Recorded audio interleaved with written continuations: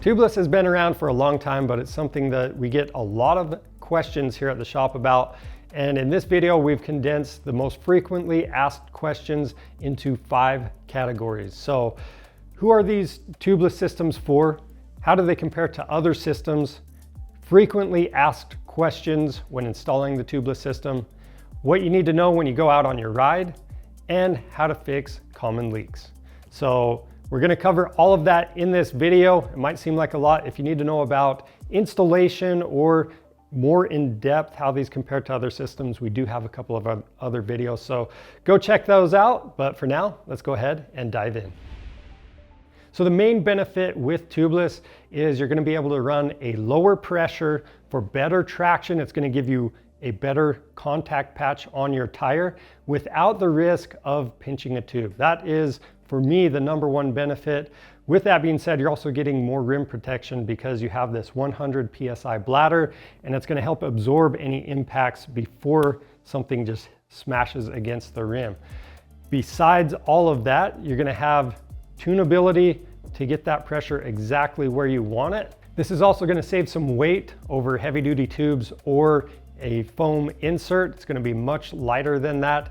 And if you have one of these installed, you might still get a flat, but it's gonna be really easy to repair out on the trail because you just use a plug.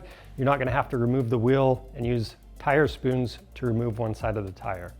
Now that we've talked about some of the benefits, I wanted to share how these work because I feel like that's where a lot of questions come from. So first off, let's talk about fitment. These are gonna fit the 18 and 19-inch rear rims and then the 21-inch front rim. So if you have a smaller bike or you have a different rim size than that, this system is not gonna work for you. But if you do have one of those rim sizes, how this works is once you have this installed onto your rim, obviously you need to mount the tire. And once everything's mounted up, you're gonna inflate the bladder to 100 PSI. That's gonna force the red liner against the inside of the tire's bead. And that's where the seal is made. So you've got a high pressure chamber and a low pressure chamber. So the rim tape, all that is doing is protecting the bladder from the spokes and things like that. It is not sealing air. Now, with that being said, that high pressure bladder, that is what's giving you the rim protection. Again, it acts like a cushion to protect that rim. And that's why you can run such low pressure in the outer chamber. There's no tube inside of there to pinch. So you can get those really low pressures for maximum traction. Again, the main thing to understand with this is that the red liner seals against the inside of the tire to make that airtight seal. And the added benefit is it acts as a 360-degree rim lock. That way the tire doesn't spin on the rim at those lower pressures. These are most sought after in the off-road community because that type of riding, a lot of times you need to air down the tires to get enough traction to make it over certain obstacles. And this becomes especially important in slippery conditions. Now, if you're a trail rider, this is also a great option because it's really versatile. You can run low PSI in technical stuff, but if you get into faster paced desert type stuff, you can always air the tires up. And the other benefit for off-road riders is this can act as a fail-safe if you're out in a remote area because even if you get a puncture and you don't have a tire repair kit with you, you can run this flat back to the truck. You just want to do that at low speeds. So this is going to be a little less common in motocross, but people still will run this system. You're going to be running typically 2 PSI less than you would with a tube. So you're going to still have that increased contact patch for more traction. So if you're racing motocross and you want those benefits, or if you want to prevent a pinch flat, you want to look at these tubeless systems. Now, when it comes to racing, these can be used, but just be aware, this is not a completely fail-safe option. If you can't afford to get a flat tire, most people will run a foam insert at that point. The only problem with a foam insert though is sometimes you can't get the exact feel that you're looking for. So if you're gonna run this, I would recommend running some tire sealant with it and then also having some tire plugs with you. Now, even though you can still run this tire if you do get a puncture, it's gonna be at lower speeds and that's just to get you back to your truck. So if you wanna be able to run this at a normal race pace, you might want to look into the 5150 option for the rear, because what that is a half foam insert. So it's a thinner piece of foam that is meant to be run with the tubeless system. And that way you can set your pressure exactly where you want it, and you still have the run flat capabilities at higher speeds. Can you ride tubeless on the street? The short answer is no. These are intended for off-road use only, but if you're linking trails together and going on the highway for a second or something like that, you're probably going to be just fine. But if you're doing extended highway use, this is not recommended for that. Now, when comparing tubeless to tubes, your obvious benefit is you're going to be able to run those lower pressures for more traction without the risk of a pinch flat. The cons are these cost more up front, and they're going to be a little more maintenance than your standard tube because you have the high and the low pressure that needs to be checked every time you ride. Now, when you compare the tubeless to the foam inserts, this is actually going to be cheaper in the long run, and you're always going to have that pressure exactly where you want it, where the foam inserts, a lot of times they'll start out a little stiff, they'll wear in to that sweet spot, and eventually they kind of feel soft. So if you want to be able to run it exactly where you want, this is a great option. Now, the cons are these are not 100% fail proof. So if you want a full breakdown of how these compare to the foam inserts and the tubes, we've got a separate video that goes in depth about all of the different options you have there. With that said, as far as longevity, these can vary in their lifespan depending on how well you take care of it. So if you keep this well maintained, it probably will outlast the bike and last a long time, but you will need to replace this inner bladder every year or 100 hours. Do I have to drill a new hole 4 spokes away, or can I just use the one on the opposite side? Now, we recommend drilling a hole 4 spokes apart, or if you already have a hole that is spaced 4 spokes, you need to drill that out a little bit bigger for that rim lock.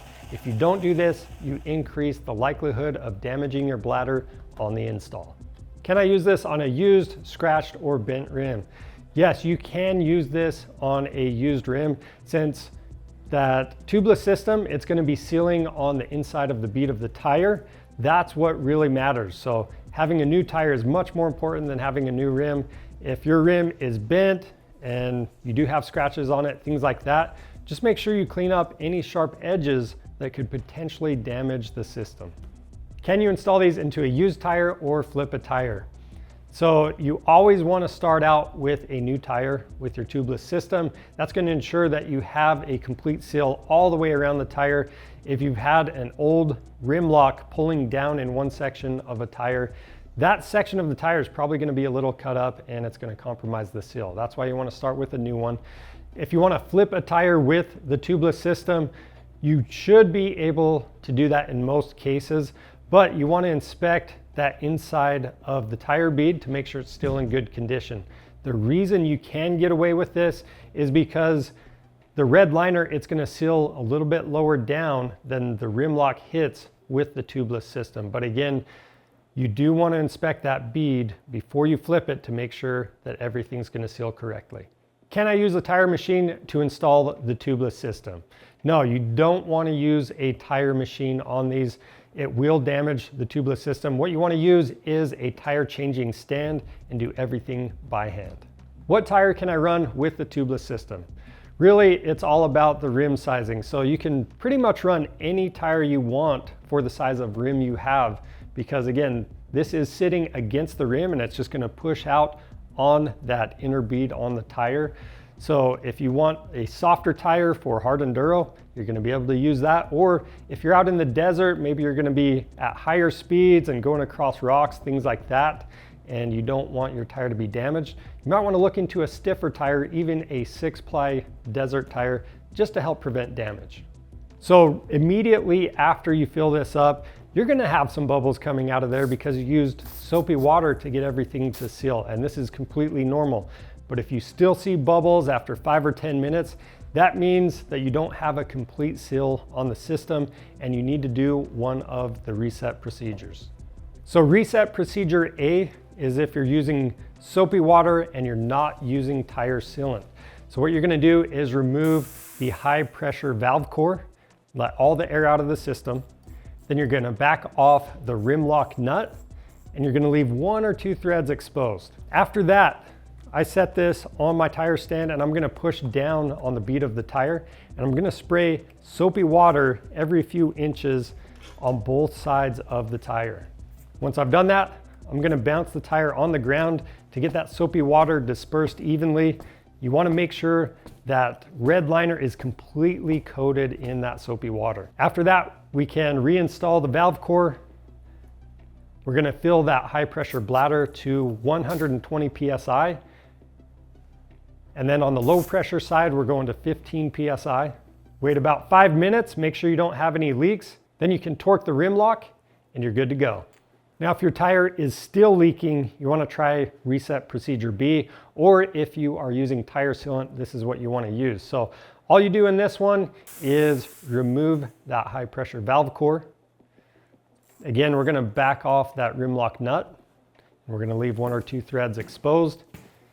And we're just going to go straight to bouncing the tire to get all of that tire sealant or the current soapy water inside of there. Again, get that evenly dispersed all the way around. Once you've done that, reinstall the valve core and reinflate that high pressure bladder to 120 PSI and that low pressure chamber to 15 PSI. Now we can retorque the rim lock and we're good to go. Can you go back to tubes after you've had the tubeless system installed? Yes, you can. So with that, if you only had 2 holes to begin with, just make sure you run that rim lock in that larger hole. If you have 3 holes in your rim now and you want to tape up the larger hole, that's going to work too. You can use the original holes for your rim lock and your tube. How often should I replace my tubeless system? Well, we already talked about how these should outlast the bike if they're properly maintained, and one aspect of that is proper lubrication. We go over that in our install video, but if this is not lubed up or not lubed up enough when you install it, you might see some damage to the sealing area on the red liner where it seals against the tire. So every time you change a tire, you want to inspect that and make sure you're going to have a good seal. And then the other thing, if there's no lube, or if you were running this at high speed after you got a puncture and didn't fix the puncture, you could also see some wear in this outer diameter of that red liner. With tubeless, you want to make sure you check both pressures every single time you ride. So the bladder, it is a low volume, high pressure system. And with that, you will lose a little bit of pressure just through natural permeation over time. So it's super important. If you want to make sure you have a good seal on your tubeless system, you have to check that for 100 PSI every single time you go out. All right, so once you've checked your initial pressures, you want to find the optimum pressure for the type of riding you're doing and for the tire that you have. So to start out, typically you want to start with 2 PSI less than you would normally run with the tube. And then from there, you're going to drop 1 PSI until you start to notice a decrease in performance. So once you start to notice that decrease, you want to bump it up 1 or 2 PSI, and that's going to be the optimal pressure for your tire. So typically a stiffer tire, you're going to be able to run lower pressures, but if you have a soft tire, you might want a little more pressure in there for some holdup. Now with that, I do need to talk about the gummy tires. Usually with the gummies, you're going to be running a really low pressure, usually 6 PSI or less.